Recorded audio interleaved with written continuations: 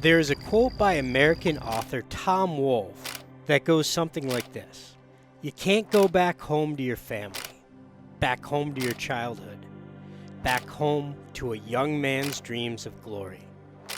In other words, time always marches forward.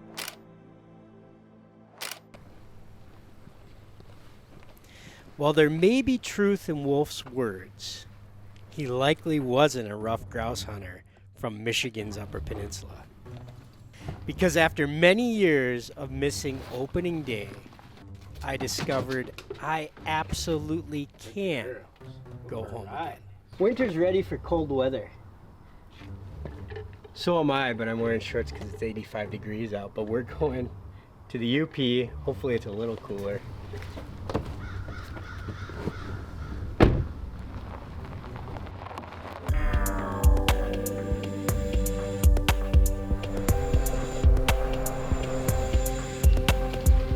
In Michigan, the Ruffed Grouse opener always happens on September 15th, no matter the day of the week.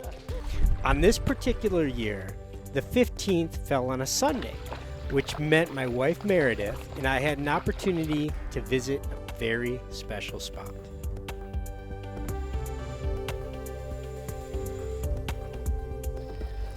One of my favorite components of opening day is coming back to places that I love like this.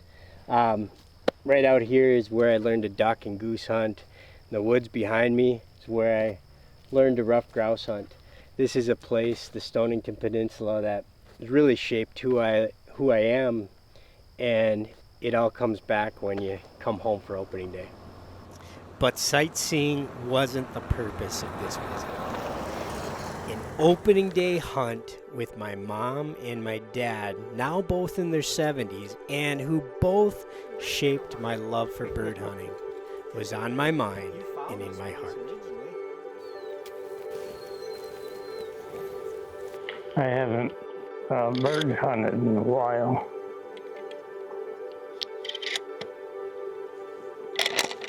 Birds in the air, Dad. We call this the berry patch. You might get something out of here when they come down this side, because there's a lot of raspberry and blackberry bushes right here. Yeah. You gonna move?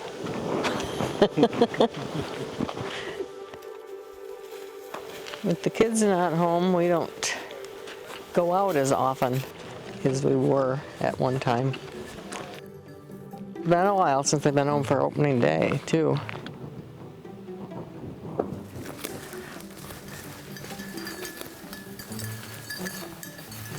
There's a wall of alders that at this time of year is almost impenetrable.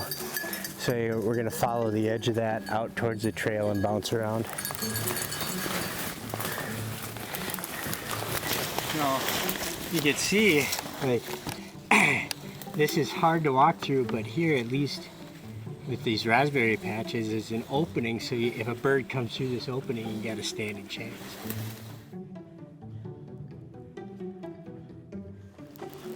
Sometimes these little pockets look like they might have something, and just spend a minute. Spend a minute and see. Why not? While the habitat is constantly changing and getting older, sometimes behind a good bird dog, we can all go home. Where you at, Cat? Right here. And sometimes it's even better than you remembered. Keep pointing perpendicular to me in the road. Keep moving. I heard it. I heard it. I didn't see it. I didn't see it.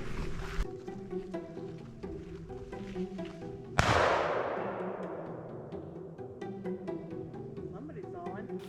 There's Bob. And there's Matt. Our bird dog boys. Good girl. Young one. Yeah.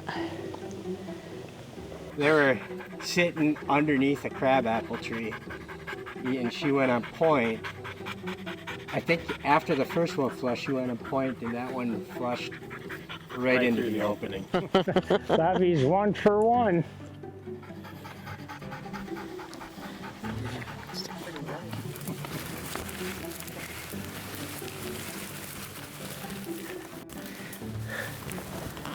Got a point right there.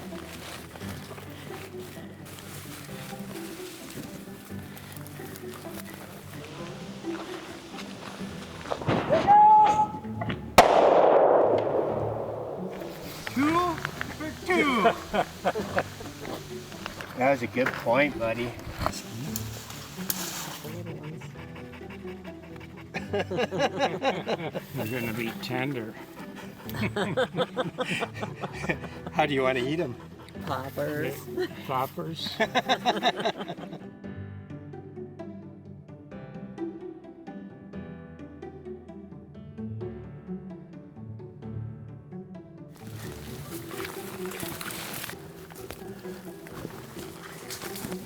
Need some water? Whew. Should be a woodcock come screaming out of here. Yep. Bumped one. Ditch bumped a grouse.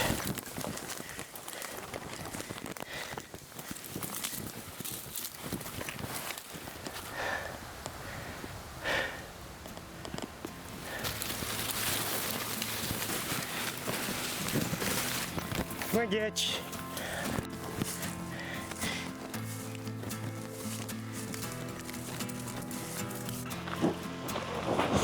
There's a grouse.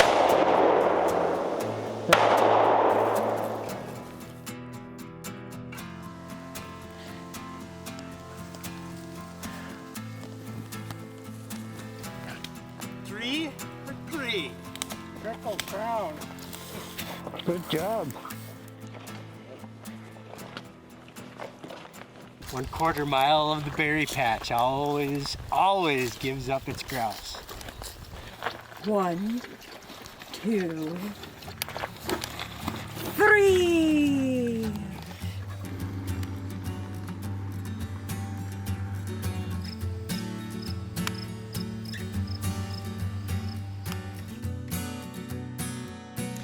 At the end of many conversations making up Pheasants Forever and Quail Forever's On the Wing podcast, I often ask my guests, if you could go on one final hunt anywhere with anyone, what would you do? I thought this was cute. He was 6 years old. They caught a 26-inch pike. It's remarkable how often the answer is, I would like one more hunt. Back home with my brother, with my mom, with my dad, or with my once-in-a-lifetime bird dog. As it turns out, this hunt was, in fact, the last opening day hunt for my veteran pup, Esky. Named in honor of my hometown of Escanaba, Michigan, Esky passed away suddenly just before her 11th birthday this past spring.